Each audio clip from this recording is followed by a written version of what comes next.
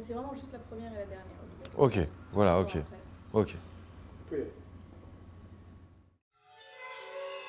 Today, we live in a communal ocean, pouring forth into the black hole of nonsense. L'Alliance Bleue is asking its faithful to use their virtual communal energy to satisfy their curiosity.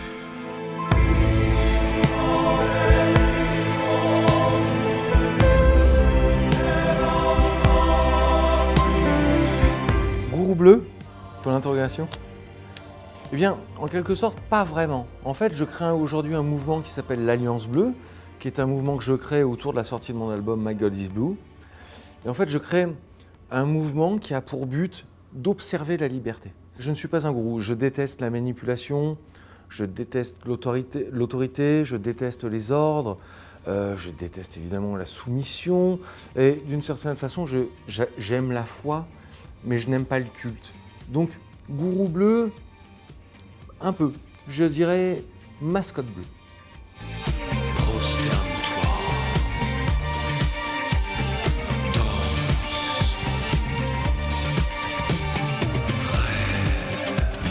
Versailles.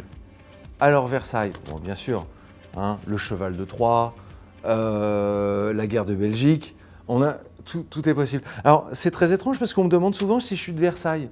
Alors je ne sais pas pourquoi, je ne suis pas de Versailles. Je connais un groupe qui a grandi à Versailles qui est R, un groupe français qui a eu beaucoup de succès évidemment, mais moi je suis de Cergy-Pontoise. Donc je viens en fait... C'est pas vraiment une cité, parce qu'on peut pas dire que moi j'ai grandi dans une cité, c'est-à-dire c'est pas des HLM, côte à côte, rough, comme on peut croire. Moi j'habitais un lotissement où toutes les maisons sont similaires, mais ce lotissement cerclait, pour ainsi dire, une cité. Et je suis là, je suis de Cergy-Pontoise, alors j'ai connu la peur dans le bus, j'ai connu les agressions dans le RER, j'ai connu les bibliothèques municipales de mauvaise qualité, j'ai connu aussi... le lycée public qui donnait envie de faire tout sauf de travailler. J'ai connu tout ça. Je suis vraiment le fruit de Cergy-Pontoise. En outre, Cergy-Pontoise, c'est là où en France, c'est là où il y a le plus de gens qui ont vu des ovnis. En fait, pas des extraterrestres. Voilà. Alors, on ne sait pas pourquoi, c'est à Cergy-Pontoise. Les gens là-bas voient des ovnis. Bon. Donc ça, j'aime beaucoup. Et puis aussi, c'est la première ville française construite sur le modèle américain. Donc j'étais vraiment le fruit d'une expérience, c'est-à-dire c'était une nouvelle tentative d'urbanisme en France, et puis voilà ce que ça donne. Réussite, échec, bon, c'est à vous de juger. De qui êtes-vous l'héritier? Alors, l'héritier, malheureusement dans la vraie vie, je n'ai jamais hérité, hein. Pas de vieille tante, pas de rien, j'ai dû me faire tout seul malheureusement, à l'ancienne. Ensuite, artistiquement, je suis l'enfant de beaucoup de gens en fait, parce que déjà j'aime tout, j'aime toutes les musiques, à part les chants nazis, tout me plaît. J'aime le reggae, j'aime le jazz, j'aime le rock, j'aime tout. Donc ensuite, je crois que je suis surtout fan des gens qui aiment tout. Par exemple, Gainsbourg, plusieurs styles, Christophe, plusieurs styles, Paul Naref, plusieurs styles. C'est ça que j'aime, les Beatles, bon c'est de la pop évidemment, mais il y a de tout. Les Stones, c'est du rock, mais finalement, il y a de tout. Bowie, c'est de la pop, mais il y a de tout. C'est ça que j'aime, en fait, c'est cette espèce de... J'aime les gens qui ont envie de tout embrasser, j'aime les gens qui ont envie de tout connaître, en fait. J'aime les gens qui s'offrent à ce qui les entoure, finalement. Donc, finalement, j'aime tout, mais après, s'il fallait vraiment... J'ai resserré un peu le truc, c'est que voilà, en France, je serais à la fois le fils de Jean-Michel Jarre, Christophe et Gainsbourg. Voilà, s'ils avaient fait l'amour à trois, bon bah, ça serait moi après.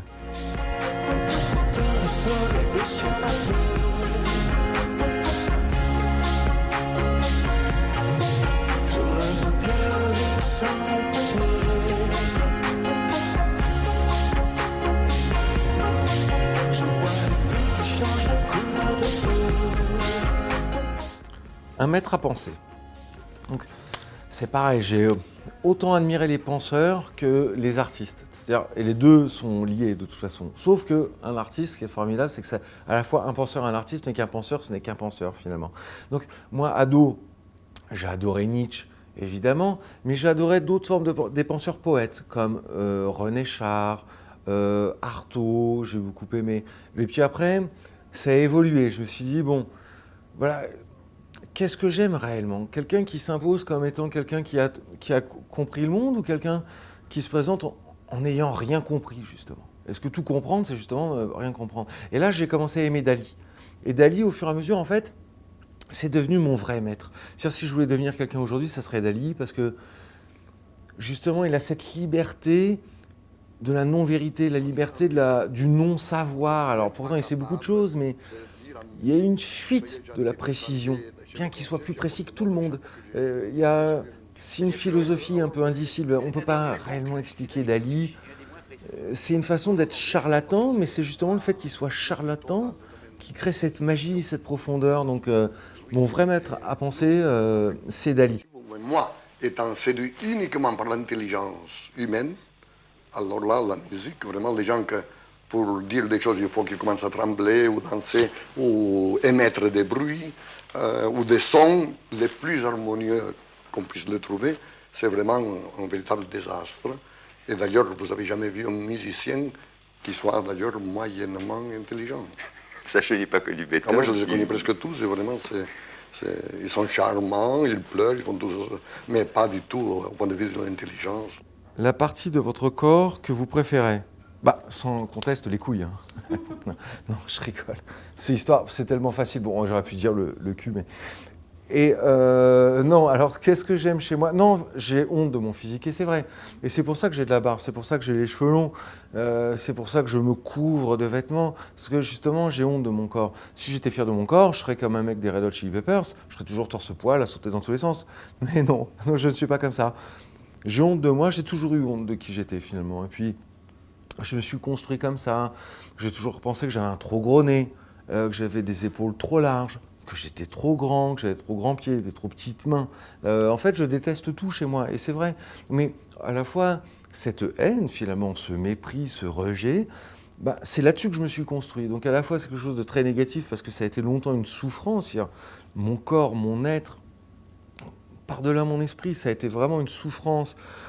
Et puis, même maintenant, j'en ai fait une force, justement, parce que en essayant de combattre en fait ces défauts, j'en ai fait des qualités, c'est-à-dire je vis caché, mais visible. Comme là, bien sûr, on me voit.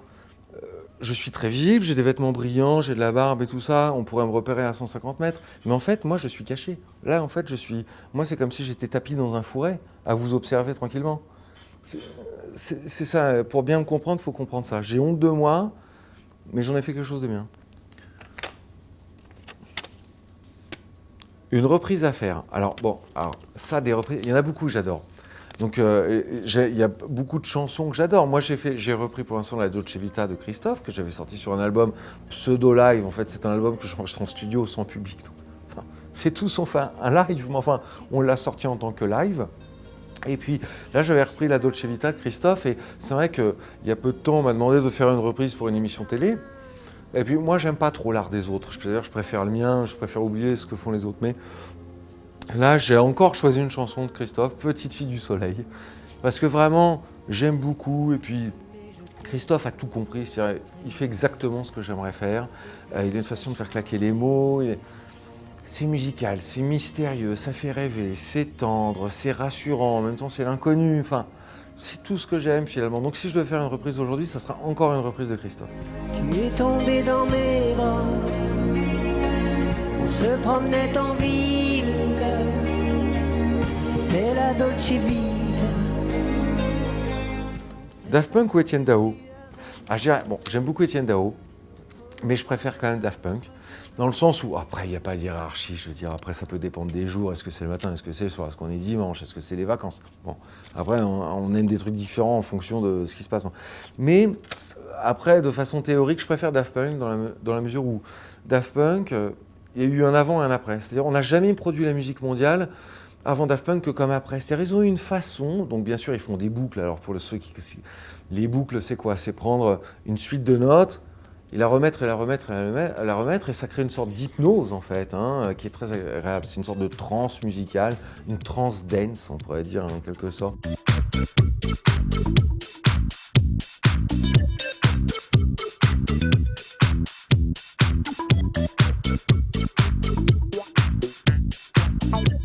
Daft Punk, ils ont su faire ça, mais pas d'une façon, je dirais, ni austère, ni facile. Ça n'a pas été fait pour... c'était pas une arnaque. C'est pas de la zik qu'on écoute en club 2 secondes et puis qu'on oublie, juste ça. Non, ils ont su extirper quelque chose de très superficiel, donc la dance, après ça peut être très profond, comment ils pensent, etc. Mais ils ont su créer de la profondeur à partir de la légèreté comme ça. Et pour moi, ça c'est très important. Et puis ils ont eu une influence mondiale. Ce qu'on n'a pas eu Etienne Dao. Moi j'adore Etienne Dao, je veux dire, mais il est très bien en France. C'est vrai que c'est un des fils de Gainsbourg et tout ça. Lui aussi, c'est un fils de Christophe et de Paul Daref, etc. Il fait des choses exceptionnelles, Duel au soleil, etc.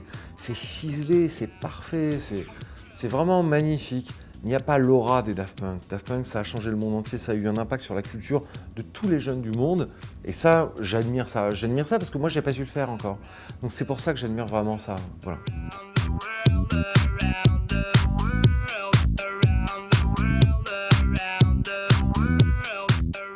Hop là, hop. Jouer un personnage. Alors, effectivement, moi, je joue un personnage. C'est-à-dire, je ne sais pas qui je suis. Et c'est un des problèmes de ma vie. C'est-à-dire, je donne plein de conseils, je dis, bah, faites comme ceci pour être heureux, faites comme cela, etc. Mais moi, finalement, je suis juste quelqu'un qui ne sait pas qui il est. Et donc, à travers mes albums, je me réinvente un personnage. Alors, mon premier album, j'étais comme ça, une sorte de François de Roubaix bis. Après mon deuxième album, j'étais un leader politique pour mon album politique. Troisième album, c'est que je suis Haïti, j'étais soi-disant une sorte de séducteur, un petit peu en costume blanc, voilà. Et là, l'éveil, donc je suis une sorte de gourou, voilà. Et je pense que ce qu'il y a à retenir de ça, finalement, c'est qu'on n'a qu'une seule vie. Donc, qui passe en plus très très vite. C'est-à-dire, si on vivait une seule vie, on peut dire une seule vie, oui, mais enfin, si elle dure 100 000 ans, bon, bah, ça va. Non, là, une seule vie courte. Donc ça, c'est un immense problème pour moi. Et moi, je refuse, psychologiquement, intellectuellement, de ne pas goûter à tous les plaisirs. C'est-à-dire, j'ai envie d'être un religieux, j'ai envie d'être un queutard, j'ai envie d'être un peintre, j'ai envie d'être éboueur, j'ai envie d'être un transsexuel, j'ai envie d'être un macho, j'ai envie de tout être. Donc finalement, je me sers comme ça de mes disques pour essayer d'autres vies. Voilà, c'est le luxe que je me suis permis. C'est-à-dire, je ne suis pas un rocker, je ne suis pas un mec qui fait du reggae, je ne fais pas de la chanson française, je fais tout. Voilà, comme ça, ça me permet d'être tout. Donc, effectivement, je joue un personnage, mais ce personnage-là, ces personnages, contrairement à ce qu'on pourrait éventuellement croire, c'est pas pour essayer de faire le malin ou finalement, c'est même pas pour essayer de vendre mes disques. C'est vraiment pour moi tout tester. C'est-à-dire, j'ai pas envie de mourir frustré. Donc voilà, là, ma musique, pour moi, c'est le tremplin formidable pour tout tenter. J'ai le droit d'être tout, finalement. Ça me plaît. Hop là. C'est sympa d'avoir choisi le rose, parce que j'aime beaucoup. D'où vient la musique ?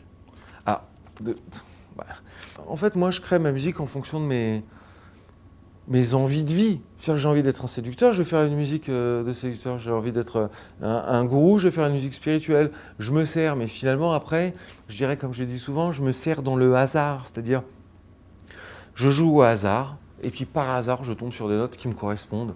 Et puis voilà, donc on peut dire aussi que le hasard, c'est un peu, enfin, si on y pense vraiment, c'est un petit peu les mathématiques, quoi. C'est une méthode empirique. Tu tentes tout jusqu'à tomber sur le bon. Donc c'est ça que je fais, moi. C'est comme si, en fait, je remettais une pièce à chaque fois, en me disant, putain, ce coup-ci, je vais avoir les 3 sets. Et ça va être banco. C'est ça ma façon de faire de la musique.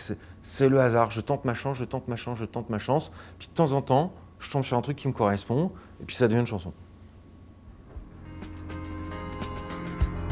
C'est bon ? Merci. Ouais, cool. Bravo, Hein ? Ouais, je fais des réponses un petit peu longues, hein, non ? Ça vous a pas embêté ?